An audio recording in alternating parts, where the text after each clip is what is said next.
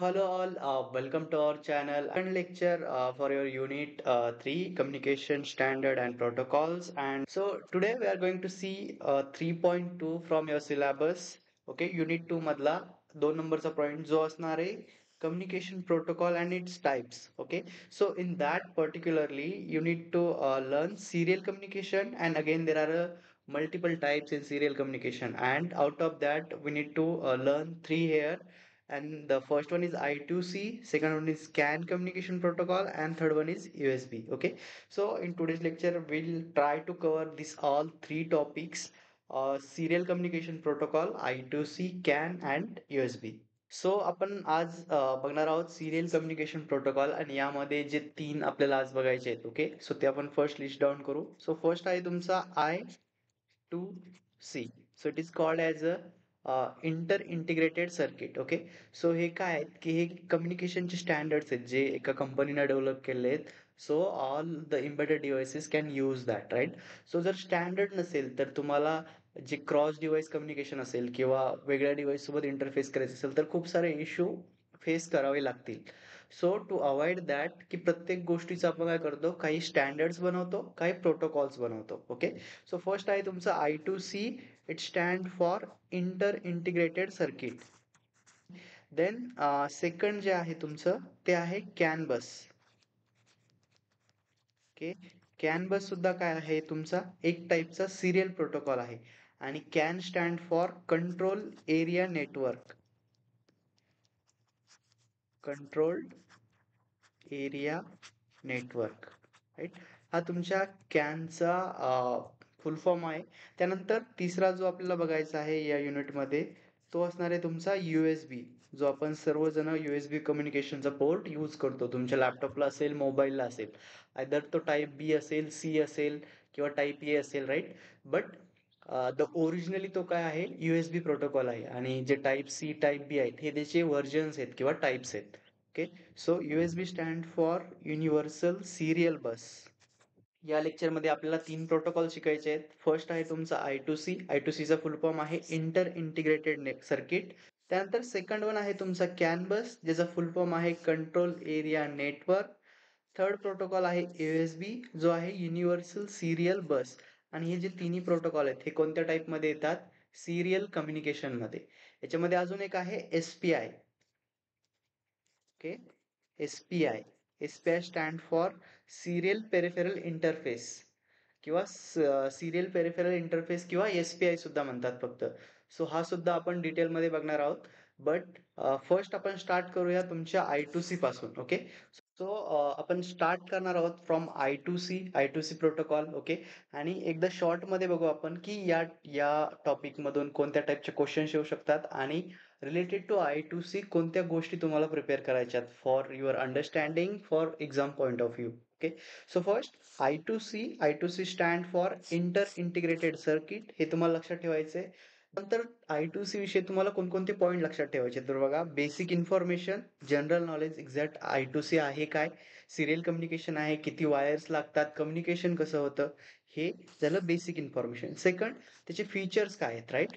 I2C मध्ये कोणते features आहेत, हा जनरली तुमचा काय झाला 2 मार्कचा क्वेश्चन्स, राईट. 2 मार्क्सला काय विचारतील तुम्हाला, I2C चे फीचर्स नोट डाऊन करायला.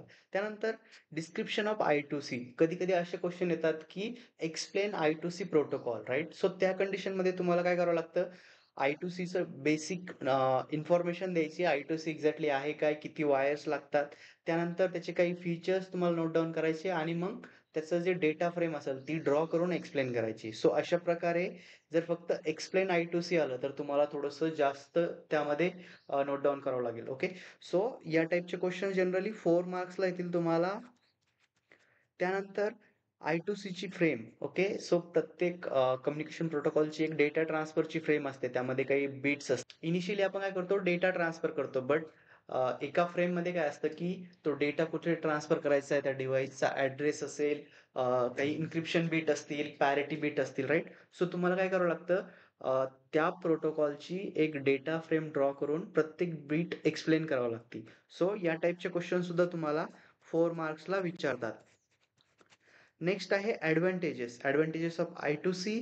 सो हा जनरली 2 मार्क्सला तुम्हाला विचारू शकतात. आणि ऍप्लिकेशन ऑफ I2C की I2C चा यूज कुठे आहे, राईट? सो 2 मार्क्सला हा सुद्धा क्वेश्चन.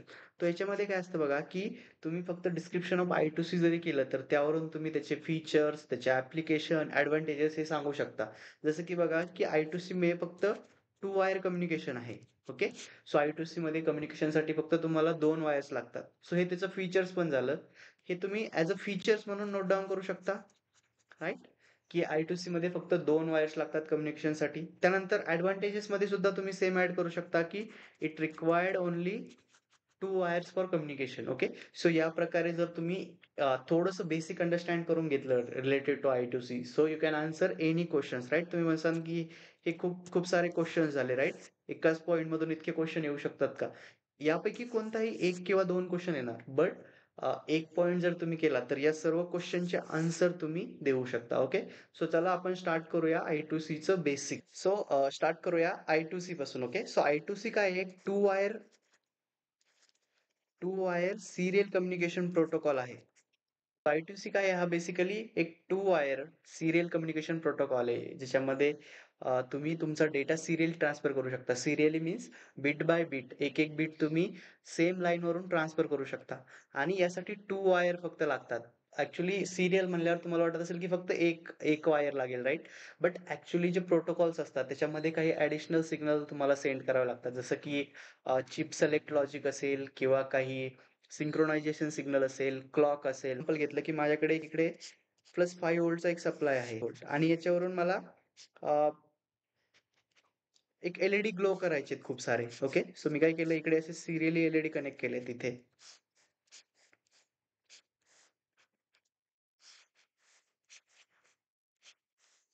ओके. बघा आता हे पूर्ण एलईडी एकाच वायरला कनेक्टेड आहेत आणि ज्यावेळेस तुम्ही इथे एखादं स्विच ऍड करणार आणि हे स्विच ऑन होणार, त्यावेळेस तुमचे हे पूर्ण एलईडी एकाच टायमाला ऑन होणार, राईट? एकाच टाइमला ऑन होणार. जेव्हा तुम्ही हे स्विच ऑफ कराल तेव्हा तुमचे एलईडी, हे सर्व एलईडी सेम टाइम ऑफ होणार, राईट? हे होणार का? कारण हे पूर्ण एकाच वायरला कनेक्टेड आहे. बट सिरियल कम्युनिकेशन मध्ये काय असतं, की सपोज मी काय केलं, इकडे माझ्याकडे इकडे एक कंट्रोलर आहे, राईट? आणि इकडे अ, एक I2C बस मी घेतली आहे, राईट? आणि माझ्याकडे इकडे एक एक एलईडी ड्रायव्हर आहे जो की I2C कम्पॅटेबल आहे आणि मग इकडे माझे एलईडी आहेत. सपोज कन्सिडर करा की हे तुमचे I2C चे आयसीज आहेत, जे तुमचे एलईडी ड्राईव्ह करतात.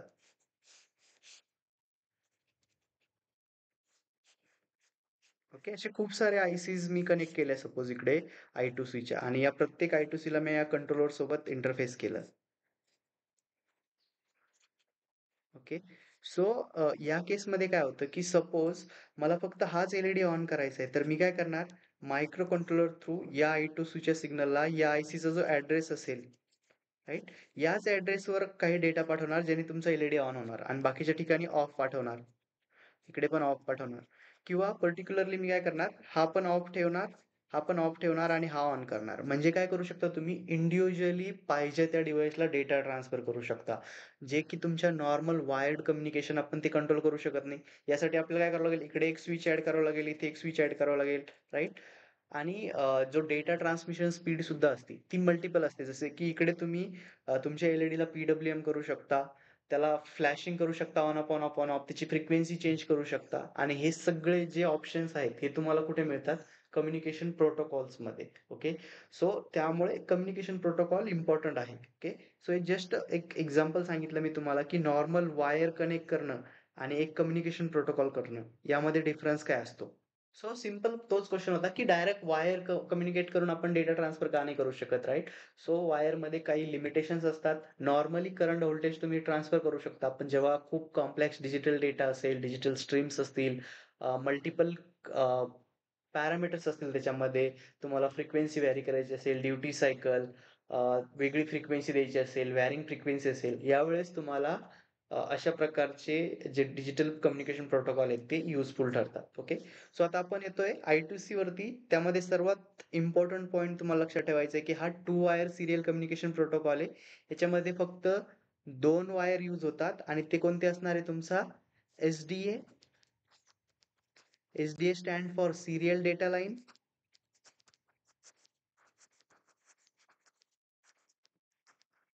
And SCL serial clock line. काय काय शिकलो आपण I2C प्रोटोकॉल विषयी. I2C हा 2 वायर सिरियल कम्युनिकेशन प्रोटोकॉल आहे. त्याच्यामध्ये फक्त 2 वायर यूज होतात. एकाचं नाव असतं SDA ज्याला आपण म्हणतो सिरियल डेटा लाईन आणि सेकंड वन आहे तुमचा SCL जो की आहे सिरियल क्लॉक लाईन. कोणत्याही बोर्डवर जिथे तुम्हाला 2 वायर कनेक्ट केलेत आणि तिथे लिहिलंय SDA आणि SCL तर समजून जायचं की हा I2C प्रोटोकॉल इकडे यूज केलेला आहे. त्यानंतर नेक्स्ट पॉइंट आहे की याच्यामध्ये सिंपल मास्टर स्लेव्ह कॉन्फिगरेशन आहे. Master slave configuration means what की तुमचा जर तुम्ही एकाच I2C बसला मल्टिपल डिव्हाइसेस कनेक्ट केले तर त्यातला एक डिव्हाइस ॲज अ मास्टर म्हणून ऍक्ट करेल आणि तो डिसाईड करेल की कोणत्या डिव्हाइसला डेटा सेंड करायचा, त्याचा ऍड्रेस कोणता आहे, त्याची क्लॉक जनरेशन जे असेल, क्लॉक फ्रिक्वेन्सी जे असेल ते सुद्धा कोण डिसाईड करेल? तुमचा master devices. Okay. So master slave configuration तुम्हाला I2C मध्ये मिळतं. त्यानंतर जितके पण डिव्हाइसेस तुम्ही त्या एकाच I2C बसला कनेक्ट करा, software addressable peripherals. Software addressable peripherals म्हणजे काय की तुम्ही कितीही डिव्हाइस कनेक्ट केले तर तुम्हाला कुठल्याही फिजिकल कनेक्शनची गरज नसते. डायरेक्टली तुम्ही सॉफ्टवेअरना तुम्ही त्या डिव्हाइसचा ॲड्रेस आयडेंटिफाय करू शकता. जसं की काही कम्युनिकेशन प्रोटोकॉल आहे त्यामध्ये तुम्हाला प्रत्येक डिव्हाइस जितके डिव्हाइस तुम्ही कनेक्ट कराल तितक्या डिव्हाइसला एक चिप सिलेक्ट पिन लागते. म्हणजे तुम्हाला आधी ती IC ऑन करायची आणि त्यानंतर डेटा ट्रान्सफर करायचा. तिथे तुमचं हार्डवेअर ॲड्रेस येतो.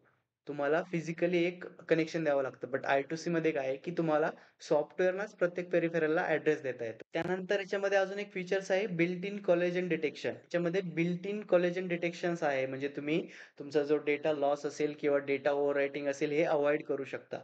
त्यानंतर याच्यामध्ये 10 बिट ॲड्रेसिंग भेटते तुम्हाला. 10 बिट ॲड्रेसिंग म्हणजेच 2:10 इतके ॲड्रेस तुम्ही I2C डिव्हाइसला देऊ शकता, राइट? ॲक्चुअली इतके डिव्हाइसेस आपण एका वेळेस I2C ला कनेक्ट करत नाही. बट मॅक्सिमम ॲड्रेसिंग किती आहे? 2:10 बिटपर्यंत तुम्ही ॲड्रेसिंग करू शकता. त्यानंतर multi master support. So multi master support generally काय असतं बघा, की कम्युनिकेशनमध्ये तुमचा एक जो डिव्हाइस असतो तो ॲज अ मास्टर म्हणून वर्क करतो आणि बाकीचे डिव्हाइस ॲज अ स्लेव्ह म्हणून वर्क करतात. म्हणजेच सेकंडरी डिव्हाइस जे डेटा रिसीव्ह करतात, राइट? आणि मास्टर काय करतो? डेटा ट्रान्सफर करतो ॲज वेल ॲज त्याच्याकडे काही ॲडिशनल कंट्रोल ऑथॉरिटीज असतात, राइट? जसं की डिव्हाइसचा address, clock generation, clock control, right? But in case of I2C तुमच्याकडे मल्टिपल मास्टर सुद्धा असू शकतात आणि मल्टिपल स्लेव्ह सुद्धा. सो हा एक ॲडिशनल फीचर्स आहे I2C चा. जनरली I2C कशी काम करते बघा. सपोज तुमचा इकडे एक एक मेन कंट्रोलर आहे, राइट? या साईडला मेन कंट्रोलर आहे किंवा तुमचा एक मास्टर डिव्हाइस आहे I2C चा, राइट? सो यापासून तुमचे 2 वायर्स निघतात. एक निघतात SDA, दुसरं SCL. सीरियल डेटा आणि सीरियल क्लॉक. त्यानंतर जितक्या पण तुमच्याकडे ICs आहेत ज्यांच्यामध्ये I2C कंपॅटिबल आहे, I2C ट्रान्स रिसीव्हर आहे. ते मग मायक्रो कंट्रोलर असेल किंवा पेरिफेरल्स असतील. ते तुम्ही डायरेक्टली या 2 बसला कनेक्ट करू शकता. राइट? या 2 ला आणि मग तुम्हाला काय करायचंय, याची जी SDA पिन आहे, ही रिस्पेक्टिव्ह डिव्हाइसच्या SDA ला आणि SCL पिन रिस्पेक्टिव्ह मायक्रो कंट्रोलरच्या SCL ला कनेक्ट करायची. सो अशा प्रकारे तुम्ही काय करू शकता, नंबर ऑफ डिव्हाइस तुमचे मेन तुमच्या मास्टर डिव्हाइसला कनेक्ट करू शकता, राइट? आणि याच्यामध्ये अजून एक असतं, की तुम्हाला ज्या SDA आणि SCL लाईन आहे, याला पुल अप करावं लागतं. पुल अप करणं म्हणजे काय, की त्या लाईनपासून एक रेझिस्टर घेणं आणि तो तुम्हाला VDD सप्लाय किंवा 5 व्होल्टला कनेक्ट करावा लागतो. सो हे असं इकडे पुल अप दाखवलेलं आहे. ओके. सो आणि हा जी लाईन आहे ही +5 व्होल्टची आहे, जी की तुमच्या ICच्या ऑपरेशनसाठी लागते आणि त्यानंतर एक ग्राउंड. ओके. सो हे कंपल्सरी कोणत्याही ICला लागणारच आहेत. बट ॲक्चुअल आपल्या जो कम्युनिकेशनचा पार्ट असणार आहे, तो असणार आहे तुमचे हे 2 कनेक्शन. सॉरी, हा एक आणि हा एक. त्यानंतर इकडे SDA, SCL, SDA, SCL, SDA, SCL. So अशा प्रकारे नंबर ऑफ डिव्हाइसेस तुम्ही I2C सोबत कनेक्ट करू शकता. आणि त्याचे फीचर्स काय आहे? कम्युनिकेशन प्रोटोकॉल फक्त 2 वायर्स आहेत. SDA आणि SCL. ओके. हे VDD आणि ग्राउंड आपण इकडे कन्सिडर करत नाही कारण हा त्या डिव्हाइसच्या ऑपरेशनचा पार्ट आहे, कम्युनिकेशनचा नाही. त्यानंतर 2 वायरमध्ये 2 सिग्नल त्यातलं एक आहे SDA सीरियल डेटा लाईन, दुसरं आहे SCL सीरियल क्लॉक लाईन. त्यानंतर सिंपल मास्टर स्लेव्ह कॉन्फिगरेशन आहे. तुमचा एक मास्टर असणार, त्यानंतर तुम्ही नंबर ऑफ स्लेव्ह तिकडे कनेक्ट करू शकता एकाच I2C बसला किंवा मल्टी मास्टर सुद्धा सपोर्ट करतं, की तुमच्याकडे एक मास्टर आहे, इकडे मी अजून एक मास्टर कनेक्ट केला. राईट? असं पण करू शकता. त्यानंतर ह्या ज्या डिव्हाइसचा ॲड्रेस आहे, सपोज तुम्ही या बसला इथे कनेक्ट केलंय, बट या डिव्हाइसला काहीतरी ॲड्रेस असणार, जेणेकरून तुमचा डेटा कळणार कसा, राईट? सपोज या मास्टरला जर डेटा सेंड करायचा असेल या आयसीला, तर त्याला काय करावं लागेल, या डिव्हाइसचा ॲड्रेस द्यावा लागेल काहीतरी. हाच डेटा जर तुम्हाला इकडे पाठवायचा असेल, तर याचा काहीतरी ॲड्रेस असेल, याला काहीतरी ॲड्रेस असेल, या ठिकाणी काहीतरी ॲड्रेस असेल. म्हणजेच काय होणार, की त्या डेटामध्ये तुम्ही ॲड्रेस पाठवणार या डिव्हाइसेसचा, राईट? सो तो काय करेल, आधी ॲड्रेस आयडेंटिफाय करेल की कोणत्या डिव्हाइसचा ॲड्रेस आहे, आणि मग सपोज या डिव्हाइसचा ॲड्रेस असेल तर फर्स्ट तो चेक करेल की हाच डिव्हाइस आहे का, आणि त्यानंतर मग तुमचा डेटा इकडे येईल. सो याला म्हणतात याच्यासाठी 10 बिट्स अवेलेबल आहेत. आपण जेव्हा डेटा फ्रेम बघू तेव्हा कळेल तुम्हाला की 10 बिट ह्या ॲड्रेससाठी आहेत, आणि त्या सॉफ्टवेअर ॲड्रेसेबल आहेत. म्हणजे तुम्हाला प्रोग्रामिंगमध्ये ते आयडेंटिफाय करायचे, राईट? याच्यासाठी ॲडिशनल हार्डवेअरमध्ये काही चेंजेस करायची गरज नाहीये. फिजिकली तुम्हाला फक्त 2 वायर या बसला कनेक्ट करायचे आहेत, आणि सॉफ्टवेअर टेक केअर करेल की कोणत्या डिव्हाइसला किंवा कोणत्या पेरिफेरलला डेटा सेंड किंवा रिसीव्ह करायचा आहे, राईट?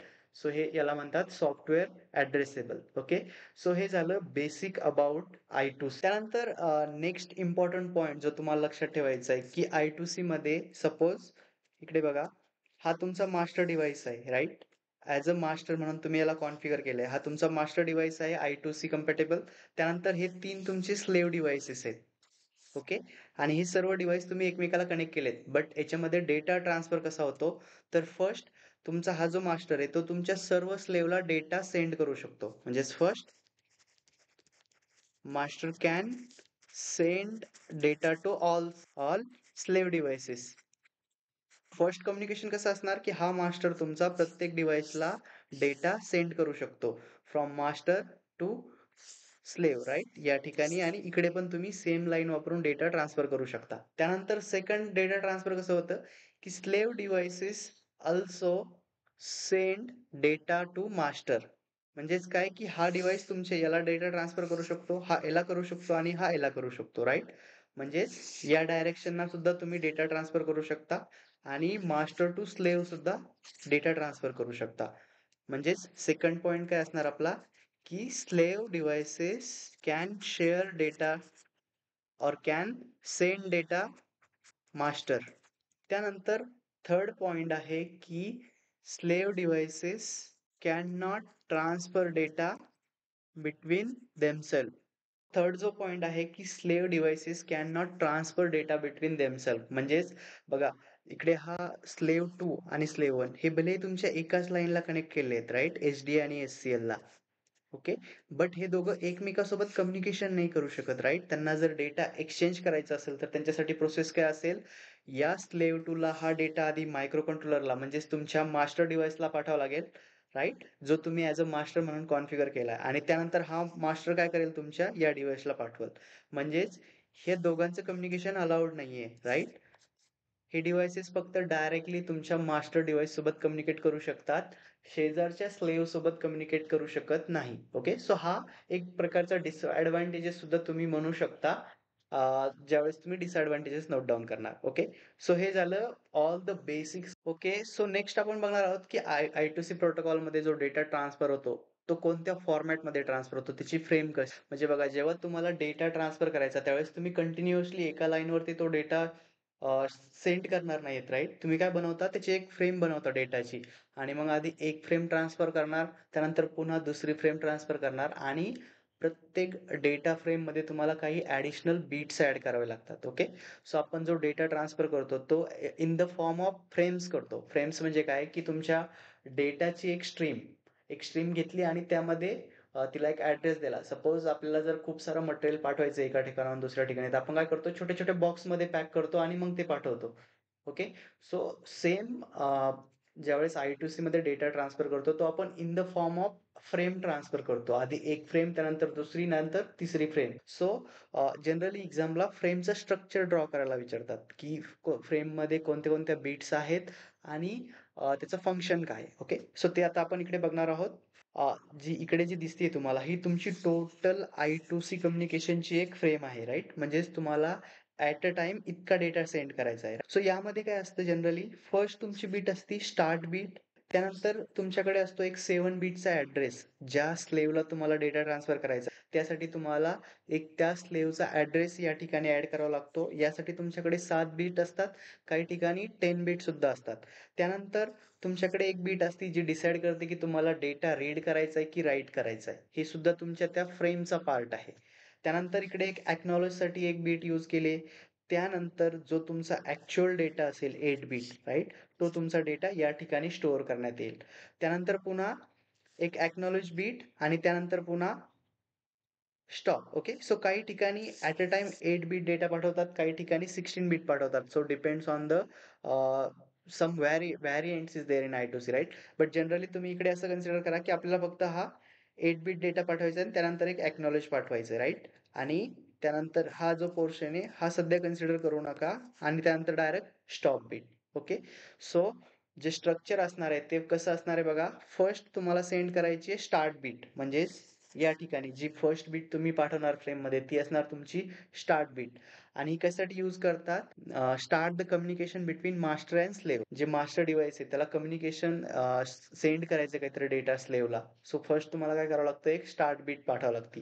तर हिचं फंक्शन काय आहे, स्टार्ट कम्युनिकेशन. ओके. आणि यासाठी किती, फक्त 1 बीट दिलेली आहे. हा पोर्शन म्हणजे इकडे 1 बीट आहे, हे 7 बीट आहेत तुमचे. त्यानंतर पुन्हा 1 बीट 1 बीट आणि हा डेटा आहे जो की तुमचा 8 बीटचा असणार. ओके. त्यानंतर नेक्स्ट असणार आहे तुमचा स्लेव्ह ॲड्रेस. स्लेव्ह ॲड्रेस म्हणजे तुमचा हा वाला सेक्शन, जे नेक्स्ट 7 बीट आहेत ते असणार तुमचा स्लेव्ह ॲड्रेस. सो याच्यासाठी टोटल 7 बीट्स तुमच्याकडे असणार आहे. आणि 7 बीट वापरून तुम्ही काय करू शकता, स्लेव्हला ॲड्रेस करू शकता, की तुम्हाला किती स्लेव्ह कनेक्ट करू शकता मॅक्झिमम, ते तुमचं या बीट ॲड्रेसवरून ठरवणार. ओके. सो आपल्याकडे टोटल 7 बीट आहेत, ज्याच्यावरून आपण स्लेव्हला ॲड्रेस करू शकतो. काही I2C मध्ये 10 बीट सुद्धा आहेत. ओके. सो या 7 मध्ये काय असतं की काही जे ॲड्रेस आहेत ते रिझर्व्ह केलेले असतात. सो याच्यामध्ये 16 ॲड्रेस हे रिझर्व्ह केलेले असतात. ओके. आणि त्यानंतर जे रिमेनिंग आहे त्यावरून तुम्ही मॅक्सिमम 127 स्लेव्हला कनेक्ट करू शकता आणि त्याला ॲड्रेस देऊ शकता using this 7 bit data. So या 7 बिट डेटावरून तुम्हाला काय करायचंय, स्लेव्हचा ॲड्रेस डिफाईन करायचा आहे. जसं आपण बघितलं की आपल्याकडे मल्टिपल स्लेव्ह होते, बट तुम्हाला कसं कळणार की कोणत्या स्लेव्हला एक्झॅक्ट डेटा ट्रान्सफर करायचा आहे. सो त्यासाठी हे 7 बिट आपल्याकडे रिझर्व्ह आहे. त्यानंतर नेक्स्ट जी तुमची बीट आहे ही आहे तुमची रीड राईट बीट. तिला काय म्हणतात, रीड राईट बीट. या बीटवरून तुम्ही काय ठरवता की तुम्हाला डेटाची डायरेक्शन काय आहे. तुम्हाला डेटा राईट करायचा आहे की रीड करायचा आहे. राईट करणं म्हणजे तुम्हाला डेटा मास्टर करून ट्रान्समिट करायचा आहे की तुम्हाला स्लेव्ह करून रिसीव्ह करायचा आहे. रिसीव्ह करणेच म्हणजे आपण त्याला म्हणतो रीड करणे. एखाद्या डिव्हाइस कडून रिसीव्ह करणे म्हणजे त्याचा डेटा रीड करणे. आणि राईट करणे म्हणजे आपला डेटा त्याला पाठवणे, त्या डिव्हाइसला पाठवणे. ओके. सो त्यासाठी तुमच्याकडे ही बीट आहे रीड राईट बीट. यासाठी सुद्धा तुमच्याकडे 1 बीट आहे आणि ही काय करते, डिटरमाइन डायरेक्शन ऑफ डेटा. जी डायरेक्शन आहे ती कोण ठरवतं, तुमचं read write bit. Okay. Suppose या ठिकाणी जर 1 असेल तर तो काय करेल, काहीतरी रीडिंगचं ऑपरेशन करेल. जर तुम्हाला डेटा सेंड करायचा असेल फ्रॉम मास्टर टू स्लेव्ह तर त्यावेळेस तुम्हाला याला 0 करावं लागेल. Okay. So depends on that. प्रत्येक फ्रेमसाठी तुम्हाला काय करावं लागतं, डेटा रीड करायचे की राईट करायचे हे तुम्ही डिसाईड करू शकता. जर तुमची रीड राईट बीट 0 असेल तर यावेळेस काय होतं की मास्टर डेटा ट्रान्समिट करणार. मास्टर काय करणार, डेटा ट्रान्समिट करणार. ओके. किंवा यालाच काय म्हणतात, ट्रान्समिट करणं म्हणजेच काय की एखाद्या डिव्हाइसला सेंड करणं किंवा राईट करणं पण याला म्हणतात. ओके. आणि अदर ऑप्शन्स आहे तुमच्याकडे. अँड अदर कंडिशन काय असणार, जर तुमचं रीड राईट बीट जर 1 असेल, तर मास्टर काय करणार, डेटा रिसीव्ह करणार. ओके. रिसीव्ह करणं म्हणजेच काय, जर मास्टर तुमचा डेटा रिसीव्ह करत असेल, जर तो स्लेव्ह डिव्हाइस असेल तो ट्रान्समिट करेल. राइट. जर मास्टर तुमचा डेटा ट्रान्समिट करत असेल तर स्लेव्ह डिव्हाइस तुमचा डेटा रिसीव्ह करेल. ओके. सो या प्रकारे कम्युनिकेशन त्यांच्यामध्ये होतं. आणि मास्टर डेटा रिसीव्ह करत असेल तर त्यालाच आपण म्हणतो रीड ऑपरेशन. ओके. सो अशा प्रकारे रीड राईट बीटचं फंक्शन तुम्हाला समजलंय की रीड राईट बीटचं फंक्शन काय आहे, to determine the direction of data. Either master is sending data or master device is receiving data. Right. So यासाठी तुम्हाला रीड राईट बीटचा use करायचा आहे. त्यानंतरची जी नेक्स्ट बीट आहे ती आहे एक्नॉलेज बीट किंवा हिला म्हणतात ACK. acknowledge bit or ACK, acknowledge bit. This acknowledge bit is added by slave, which is followed by 8 bit of data from the master or slave, depending on the read or write operations, right? Acknowledge bit काय करते की before sending data तुम्ही काय करता, अजून एक bit add करता. So ती असते तुमची acknowledge बीट. त्यानंतर याच्यामध्ये अजून एक बीट असते या ठिकाणी, याला म्हणतात निगेटिव्ह एक्नॉलेजमेंट बीट. काय म्हणतात, निगेटिव्ह एक्नॉलेज बीट. ओके, बघा या ठिकाणी जर तुम्ही बघितलं तर हा तुमचा ऍक्च्युअल डेटा आहे जो तुम्हाला ट्रान्सफर करायचा आहे, आणि बिफोर सेंडिंग डेटा तुम्ही काय करता, एक एक्नॉलेज बीट सेंड करता. त्यानंतर तुमचा 8 बीट डेटा असतो, आणि 8 बीट डेटा फिनिश झाल्यानंतर पुन्हा एक एक्नॉलेज बीट सेंड करता. तिला आपण म्हणतो negative acknowledge bit. To indicate end of data transmission, त्यासाठी आपण काय करतो, निगेटिव्ह एक्नॉलेज बीट सेंड करतो, आणि ती सुद्धा तुमच्या depends on read write operation वरती सेट करतात. So this acknowledgement send before actual data. त्यानंतर NACK म्हणजेच निगेटिव्ह एक्नॉलेजमेंट, जी आपली ही बीट आहे, ही सुद्धा 1 बीटची आहे. ही सुद्धा यासाठी सुद्धा 1 बीट यूज केलंय, आणि हिचं काम काय. सो निगेटिव्ह एक्नॉलेजमेंट कशासाठी यूज करतात, to indicate the end of data transmission. आणि ज्यावेळेस तुमची पूर्ण फ्रेम कंप्लीट होईल त्यासाठी, त्यानंतर शेवटची तुमची असती स्टॉप बीट. तुमचं जे कम्युनिकेशन आहे, राईट, कम्युनिकेशन स्टॉप करण्यासाठी तुम्ही या बीटचा यूज करता, राईट. आणि जो ऍक्च्युअल डेटा असणार आहे तो असणार आहे तुमच्या या पोर्शन मध्ये, आणि ज्याची साईज असेल 8 बीट. ओके, सो आयटीसी प्रोटोकॉलची जर फ्रेम ड्रॉ करायला सांगितले तर तुम्हाला ड्रॉ काय करायचंय, फर्स्ट एक स्टार्ट बीट, त्यानंतर एक 7 बीट असणार ज्या तुमच्या स्लेव्ह ऍड्रेस साठी यूज होणार, त्यानंतर एक रीड राईट बीट आहे, ती डिसाइड करणार की मास्टर डेटा सेंड करतोय की रिसीव्ह करतोय. त्यानंतर एक एक्नॉलेज बीट असणार जे तुम्ही ऍक्च्युअल डेटा ट्रान्सफरच्या आधी यूज करता. त्यानंतर ऍक्च्युअल तुमचा डेटा जो तुम्हाला ट्रान्सफर करायचा आहे त्यासाठी तुमच्याकडे इकडे 8 बीट आहेत. ओके, सो हा तुमचा ऍक्च्युअल डेटा आहे जो तुम्हाला ट्रान्सफर करायचा आहे. हा डेटा 8 बीटचा डेटा सेंड झाला, त्यानंतर पुन्हा एक निगेटिव्ह एक्नॉलेजमेंटची बीट असणार फ्रेम मध्ये, आणि त्यानंतर पुन्हा एक स्टॉप बीट. स्टॉप बीट कशासाठी, to stop the communication. So अशा प्रकारे हा तुमचा I2C ची फ्रेम झाली, किंवा I2C प्रोटोकॉलचा फ्रेमचा फॉर्मॅट झाला. याच्यामध्ये थोडेसे व्हॅरिएशन्स असू शकतात. काही काही ठिकाणी 2 डेटा पॅक किंवा मल्टिपल डेटा पॅक पाठवतात एकाच फ्रेम मध्ये. काही ठिकाणी 7 बीट स्लेव्ह ऍड्रेस ऐवजी 10 बीट यूज करतात. बट तुम्हाला जे लक्षात ठेवायचंय, सिम्पल ठेवा. Start bit, 7 bit slave address, त्यानंतर रीड राईट बीट, त्यानंतर एक्नॉलेजमेंट, त्यानंतर 8 बीट डेटा, त्यानंतर निगेटिव्ह एक्नॉलेजमेंट आणि स्टॉप बीट. ओके, सो अशा प्रकारे सिंपल तुम्हाला I2C प्रोटोकॉलची फ्रेम फॉर्मॅट लक्षात ठेवायचा आहे, आणि प्रत्येक बीटचं फंक्शन्स काय आहे हे आपण ऑलरेडी डिस्कस केलेलं आहे डिटेल. अजून थोडस डीप मध्ये किंवा I2C विषयी इंटरेस्टिंग आपण बघणार आहोत, जेणेकरून तुम्ही जर हे नोट डाऊन केलं तर ऑलमोस्ट कोणीही तुमचे मार्क I2C मध्ये कट करणार नाही आहेत, राईट. आतापर्यंत आपण जी पण इन्फॉर्मेशन तुम्हाला I2C ची दिली आहे ती एकदम परफेक्ट आणि पूर्ण डीप नॉलेज I2C चं मिळालं आहे, राईट. अजून थोडंसं आपण त्यामध्ये पॉईंट ऍड करू, जर तुमच्याकडे टाइम असेल तर तुम्ही अशा प्रकारे डायग्राम काढून एक्सप्लेन करू शकता. ओके, सो फर्स्ट बघा, जनरली काय होतं की जेव्हा तुम्ही एखादा डिजिटल सिग्नल पाठवता, सपोज माझा हा डिजिटल सिग्नल आहे, सिंगल वायरनं मी याला पाठवतोय, राईट, असा.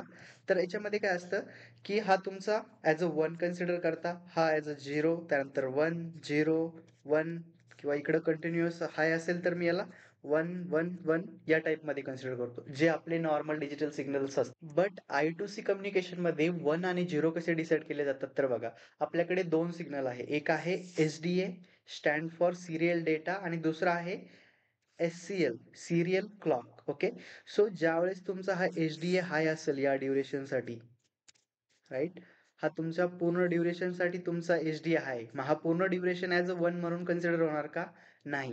तर ते काय चेक करणार की या ड्युरेशन मध्ये तुमच्या क्लॉकची पोझिशन काय आहे, राईट. आणि जेव्हा तुमची क्लॉक हाय असेल, ओके, क्लॉक हाय असेल प्लस तुमचा SDA सिग्नल हाय असेल, त्यावेळेस त्या डेटाला ऍज अ 1 कन्सिडर करले जाणार. म्हणजे तुमचा हा जो पोर्शन आहे याला ऍज अ 1 कन्सिडर केलं जाणार नाही. का, कारण या ड्युरेशन मध्ये तुमची जी सिरियल क्लॉक आहे ती लो आहे. ओके, सो यामुळे इकडे क्लॉक पण इम्पॉर्टंट आहे आणि डेटा पण इम्पॉर्टंट आहे, आणि यामुळे याला आपण काय म्हणतो, synchronise communication protocol, right. So याच्यामध्ये काय होतंय, तुमचा डेटा हा क्लॉक सोबत सिंक होतोय. त्यानंतर बघा, जेव्हा तुम्ही झिरो पाठवताय बघा, आता इकडे SDA लाईन वरती पूर्ण लो सिग्नल आहे, म्हणजे हा पूर्ण ॲज अ झिरो कन्सिडर होणार का? नाही. यासाठी सुद्धा तो काय करणार, क्लॉकची पोझिशन चेंज करणार आणि या ड्युरेशन साठी सुद्धा जर क्लॉक हाय असेल तर तो फक्त याच पोर्शनला ॲज अ झिरो कन्सिडर करणार. ओके, सो अशा प्रकारे तुम्ही 1 आणि 0 आयडेंटिफाय करताय. सो हे थोडंसं एक्स्ट्रा झालं, की logical 1 is sent when SDA release the line allowing the pull up register to pull the line in high level. Okay, so याच्यासाठी याच्यामध्ये जे पुल अप रजिस्टर आपण यूज केलेत, राईट. सो जेव्हा तुमचा SDA हाय असेल आणि क्लॉक सुद्धा हाय असेल, त्या केसला तुम्ही 1 कन्सिडर करणार. ज्यावेळेस तुमची SDA लाईन 0 असेल म्हणजे स्लो असेल आणि क्लॉक सिग्नल हा हाय असेल, त्या कंडिशनला तुम्ही ॲज अ झिरो कन्सिडर करणार. ओके, सो हे थोडंसं वेगळं आहे. तुम्हाला जर वाटलं तर तुम्ही ही डायग्राम काढून एक्सप्लेन करू शकता, किंवा तुम्ही अशा प्रकारे एक डायग्राम ड्रॉ करू शकता, ज्याच्यामध्ये बघा इकडे हे आहे तुमची SDA लाईन. ओके, जे म्हणजेच SDA स्टँड फॉर तुमचा सिरियल डेटा लाईन और डेटा लाईन. दुसरी आहे क्लॉक लाईन म्हणजेच SCL. SDA आणि SCL या दोन लाईन आपल्याकडे I2C मध्ये असणार आहे. आणि ज्यावेळेस तुमची SDA लाईनचं ट्रान्झॅक्शन होतं हाय टू लो आणि तुमच्या क्लॉकचं ट्रान्झॅक्शन होतं पुन्हा हाय टू लो. सो या कंडिशनला आपण काय म्हणतो, स्टार्ट कंडिशन्स. ओके, आणि यालाच तुम्ही काय म्हणता, तुमची स्टार्ट बीट. त्यानंतर इकडे काय असणार, तुमच्या 7 बीटचा ऍड्रेस असणार स्लेव्हचा.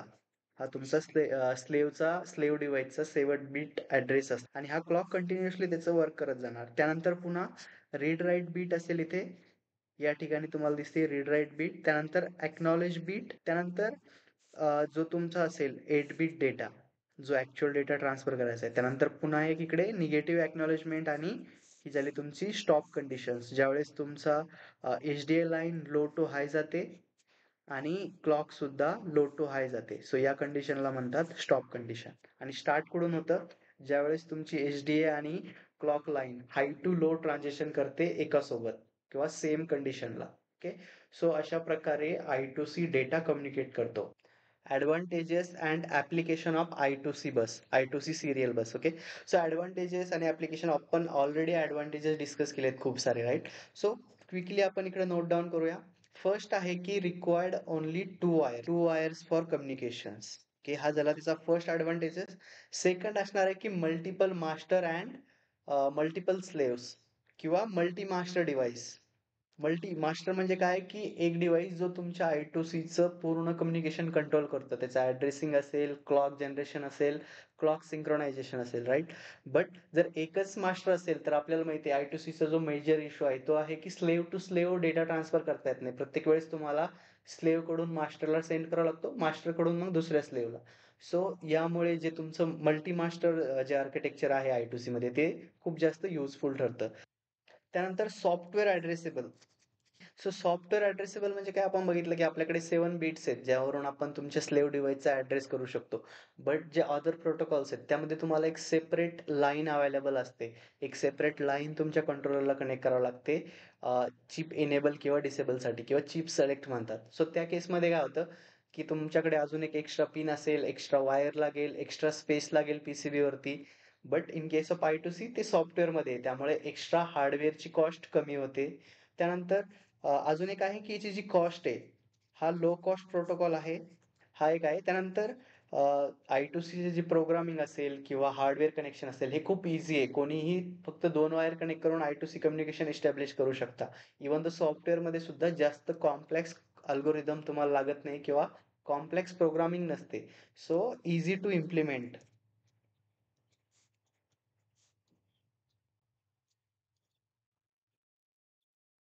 ओके, सो हे काही ऍडव्हान्टेजेस जर विचारले 2 मार्कला तर तुम्हाला लक्षात ठेवायचे की only two wire required for communication, multi master configuration, software addressable, low cost and easy to implement. So याचे ऍप्लिकेशन्स बघा कुठे आहेत तर एम्बेडेड सिस्टीम मध्ये, राईट. हा जेनरिक ऍप्लिकेशन झालं. सर्व जितक्या पण बस आहेत सगळ्या बसमध्ये तुम्ही एम्बेडेड सिस्टीम नोट डाऊन करा. हा तुमचं एक ऍप्लिकेशन झालं. त्यानंतर पॉवर सप्लाय मध्ये. ओके, त्यानंतर तुमचे जे इन्व्हर्टर असतील त्याच्यामध्ये सुद्धा कम्युनिकेशन साठी I2C यूज करतात. त्यानंतर फॅन कंट्रोल, तुमचे राउटर्स असतील, कन्झ्युमर इलेक्ट्रॉनिकचे डिव्हाइस असतील.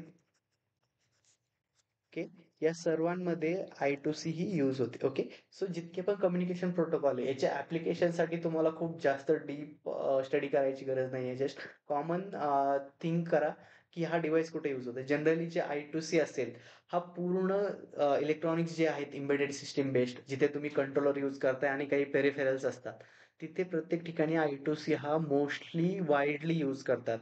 आणि जे कॉमन आन्सर आहेत embedded system, power supply, inverter, fan controller, त्यानंतर consumer electronics, industrial electronics, okay, lightning. So हे झाले त्याचे कॉमन ऍप्लिकेशन्स. ओके, सो अशा प्रकारे तुम्हाला I2C चं पूर्ण डिटेल समजलेलं आहे. I2C आहे काय, त्याचं फ्रेम स्ट्रक्चर काय आहे, ऍप्लिकेशन्स काय आहेत, ऍडव्हान्टेजेस काय आहेत, त्याचा डेटा ट्रान्सफर कसा होतो, सिरियल डेटा काय आहे, सिरियल क्लॉक काय आहे, मल्टी मास्टर म्हणजे काय, स्लेव्ह सोबत कसं कम्युनिकेट करतं, ऍड्रेस कसा आयडेंटिफाय करतात. सो हे सगळे पॉइंट आपल्या या लेक्चरमध्ये क्लिअर झालेले आहेत.